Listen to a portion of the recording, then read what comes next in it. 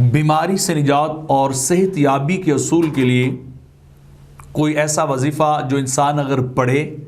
ایسی آیات اگر پڑھے تو اللہ رب العزت جلد از جلد انسان کو صحت یابی عطا کرے اور اس کی مرض کو دور کر دے، وہ کسی نے پوچھا ہے۔ تو اس کے لیے سب سے پہلی بات تو یہ ہے کہ قرآن سارا شفا ہے، لیکن خصوصی طور پر سورۃ فاتحہ کو انسان پڑھے، اوپر دم کرے، اس کا دم کیا وہ پانی پیے اور غذاؤں کے اوپر دم کرے تو یقیناً اللہ بہت جلدی انسان کو صحت یاب کرتا ہے۔ اس کے ساتھ ساتھ کچھ آیات شفا بھی ہیں، وہ بھی انسان پڑھے۔ وَيَشْفِي صَدُورَ قَوْمٍ مُؤْمِنِينَ نمبر 1۔ نمبر 2، قَدْ جَاءَتْكُمْ مَوْعِظَةٌ مِّن رَبِّكُمْ وَشِفَاءٌ لِّمَا فِي الصُّدُورِ نمبر 3، يَخْرُجُ مِن بَطْنِهَا شَرَابٌ مُخْتَلِفٌ أَلْوَانُهُ فِيهِ شِفَاءٌ لِّلنَّاسِ وَنُنَزِّلُ مِنَ الْقُرْآنِ مَا هُوَ شِفَاءٌ وَرَحْمَةٌ لِّلْمُؤْمِنِينَ وَإِذَا مَرِضْتُ فَهُوَ يَشْفِينِ قُلْ هُوَ لِلَّذِينَ آمَنُوا هُدًى وَشِفَاءٌ۔ یہ دعائیں جن کو علماء اور لوگوں نے آیات شفا جو ہے وہ شمار کیا ہوا ہے، تو یہ اگر انسان پڑھے